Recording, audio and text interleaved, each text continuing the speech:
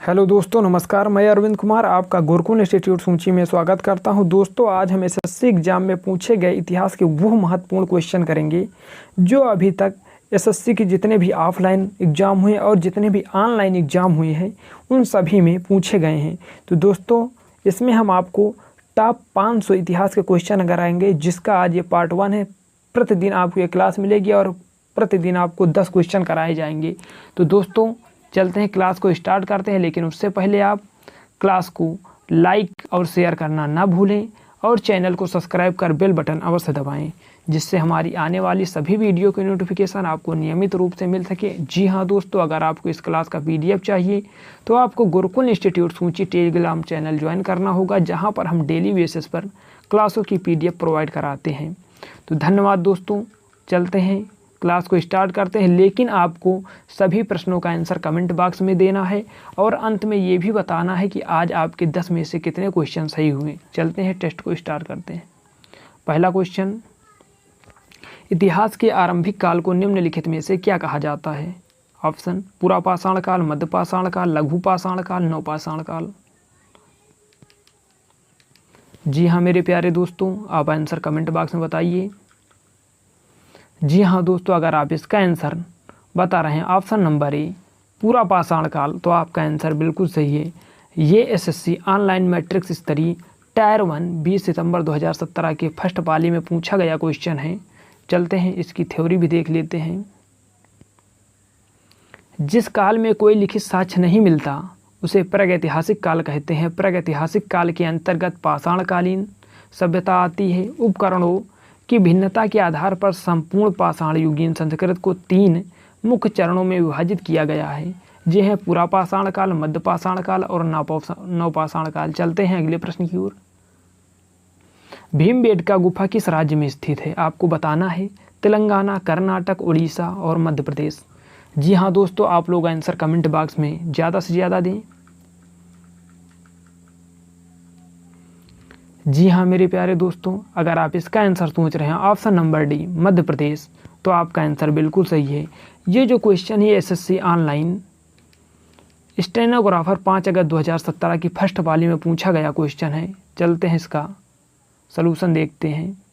जी हाँ दोस्तों, मध्य प्रदेश की प्रसिद्ध भीमबेटका की गुफाएं भोपाल से 75 किलोमीटर दक्षिण में स्थित हैं। यह प्रागैतिहासिक काल का प्रहरी होने के साथ ही भारतीय स्थापत्य कला का अनुपम खजाना है। चलते हैं नेक्स्ट प्रश्न की ओर। नेक्स्ट प्रश्न, किस काल या युग में पत्थर के औजार सबसे पहले पाए गए थे? ऑप्शन: नवपाषाण, पुरा पाषाण, लघु पाषाण, मध्य पाषाण युग। जी हाँ मेरे प्यारे दोस्तों, आप आंसर कमेंट बॉक्स में दें। जी हाँ दोस्तों, जैसा कि हम देख पा रहे हैं, अगर आप इसका आंसर दे रहे हैं ऑप्शन नंबर बी पूरा पाषाण काल, तो आपका आंसर बिल्कुल सही है। ये जो क्वेश्चन है एसएससी ऑनलाइन मैट्रिक्स स्तरीय टायर 1 16 सितंबर 2017 की फर्स्ट पाली में पूछा गया क्वेश्चन है। दोस्तों, आपके सामने जितने भी क्वेश्चन आए बहुत ही इंपॉर्टेंट क्वेश्चन है इतिहास के। चलते हैं अगले प्रश्न की, इसका थ्योरी देख लेते हैं। जी हाँ दोस्तों, उपकरणों की भिन्नता के आधार पर पूरा पाषाण काल को 3 कालों में विभाजित किया गया है, जिसमें पूरा पाषाण काल क्रोड उपकरण, हस्तकुठार खंडक, विदारणी, मध्य पुरा पाषाण काल में फलक उपकरण तथा उच्च पुरा पाषाण काल में दक्षिणी और खुरचनी उपकरण। अतः स्पष्ट है कि प्रश्न में पत्थर के औजार के संबंध में पूछा गया है, जो सर्वप्रथम पुरा पाषाण काल में ही प्रदर्शित होता है। कर्मचारी चयन आयोग ने प्रारंभिक परीक्षा उत्तर। जी हाँ दोस्तों, चलते हैं अगले प्रश्न की ओर।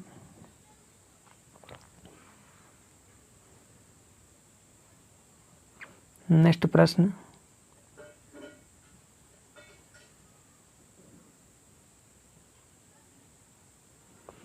सिंधु घाटी सभ्यता के शहरों की गलियां थी। ऑप्शन: चौड़ी और सीधी, तंग और मैली, फिसलन वाली, तंग और टेढ़ी। जी हाँ मेरे प्यारे दोस्तों, आप आंसर कमेंट बॉक्स में बताइए। जी हाँ दोस्तों, अगर आप इसका आंसर दे रहे हैं ऑप्शन नंबर ए चौड़ी और सीधी, तो आपका आंसर बिल्कुल सही है। ये एसएससी FCI परीक्षा 2012 में पूछा गया क्वेश्चन है। चलते हैं, इसका सलूशन देखते हैं। जी हाँ दोस्तों, सिंधु घाटी सभ्यता में शहरों की गलियां चौड़ी और सीधी होती थीं। यहाँ की सड़कें पूर्व और पश्चिम और उत्तर और से दक्षिण की ओर जाती थीं, एक दूसरे को समकोण पर काटती थीं। जी हाँ दोस्तों, चलते हैं अगले प्रश्न की ओर। निम्नलिखित में से कौन सी सभ्यता अपने नगर नियोजन के लिए प्रसिद्ध थी? ऑप्शन: सिंधु घाटी सभ्यता, मेसोपोटामिया सभ्यता, फारस सभ्यता, मिस्र सभ्यता। ये जो क्वेश्चन है आपका SSC online CPO-SI tyre first 1 जुलाई 2017 की सेकंड पाली में पूछा गया क्वेश्चन है। आप लोग इसका आंसर कमेंट बॉक्स में ज़्यादा से ज़्यादा बताएं। जी हाँ दोस्तों, अगर आप इसका आंसर ऑप्शन दे रहे हैं ऑप्शन नंबर ए सिंधु घाटी सभ्यता, तो आपका आंसर बिल्कुल सही है। चलते हैं इसका सलूशन देखते हैं। जी हाँ दोस्तों, सिंधु घाटी सभ्यता की प्रमुख विशेषता नगर नियोजन को माना जाता है। यहाँ नगर अपने कस्बे एक निश्चित योजना के अनुसार बसाए जाते थे। हड़प्पा और मोहनजोदड़ो सिंधु घाटी सभ्यता के दो प्रमुख नगर थे। हड़प्पा नामक पूरा स्थल सर्वप्रथम ज्ञात होने के कारण इसे हड़प्पा सभ्यता के नाम से भी जाना जाता है। चलते हैं अगले प्रश्न की ओर। हड़प्पा और मोहनजोदड़ो के खंडहर निम्नांकित में से किस नदी के तट पर पाए गए हैं?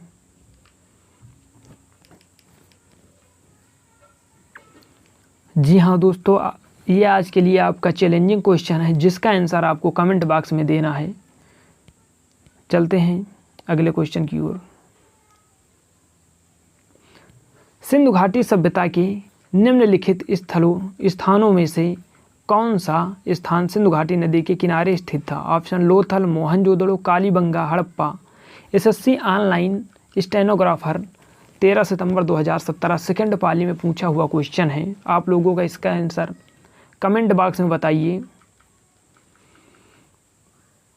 जी हाँ मेरे प्यारे दोस्तों, अगर आप इसका आंसर दे रहे हैं ऑप्शन नंबर बी मोहनजोदड़ो, तो आपका आंसर बिल्कुल सही है। चलते हैं इसका सलूशन देखते हैं। मोहनजोदड़ो के ध्वंसावशेष पाकिस्तान के सिंध प्रांत के लरकाना जिले में सिंधु घाटी यानी सिंधु नदी के दाहिने तट पर स्थित हैं।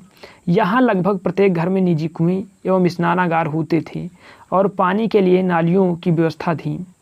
अनेक घरों में शौचालय भी बने हुए थे। चलते हैं अगले प्रश्न की ओर।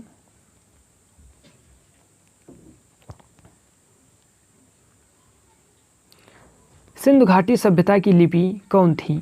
तमिल, खरोष्ठी, अज्ञात, ब्राह्मी। ये क्वेश्चन एसएससी संयुक्त हायर सेकेंडरी 10+2 स्तरीय परीक्षा 2013 में पूछा गया क्वेश्चन है। आप लोग इसका आंसर कमेंट बॉक्स में बताइए, फिर हम आपको आंसर बताते हैं। जी हाँ मेरे प्यारे दोस्तों, अगर आप इसका आंसर दे रहे हैं ऑप्शन नंबर सी अज्ञात, जो मिली तो है लेकिन अभी तक वो पढ़ी नहीं जा सकी। जी हाँ दोस्तों, इसका सलूशन देखते हैं। सिंधु लिपि में लगभग 64 मूल्य चिन्ह, 250 से 400 तक अक्षर हैं, जो सेल खड़ी की आयताकार मोहरों, तांबे की गुटकाओं आदि पर मिलते हैं। यह लिपि चित्रात्मक थी। यह लिपि अभी तक पढ़ी नहीं जा सकी। चलते हैं अगले प्रश्न की ओर। मोहनजोदड़ो का स्थानीय नाम डैश था?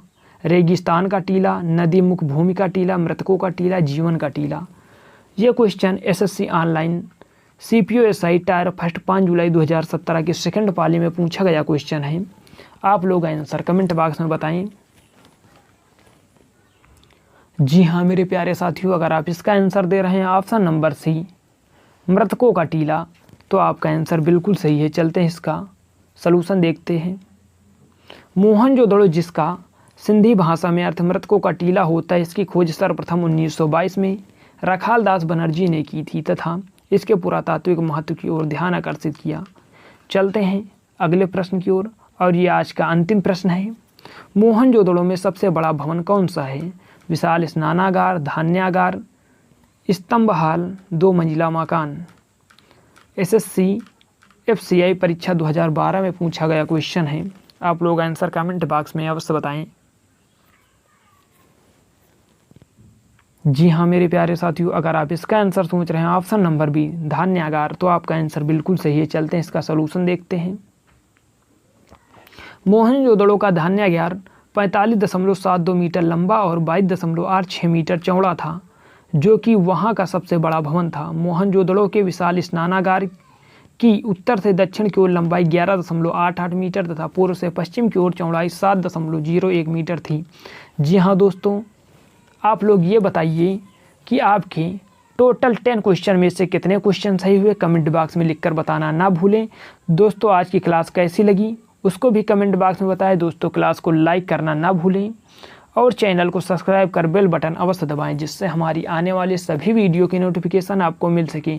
जी हाँ दोस्तों, अगर आपको इस क्लास का PDF चाहिए तो आपको गुरुकुल इंस्टीट्यूट सूंची टेलीग्राम चैनल ज्वाइन करना होगा, जहां पर हम डेली बेसिस पर PDF प्रोवाइड कराते हैं। तो धन्यवाद दोस्तों, आज की क्लास कैसी लगी कमेंट बॉक्स में लिखकर बताना ना भूलें। मिलते हैं नेक्स्ट क्लास में।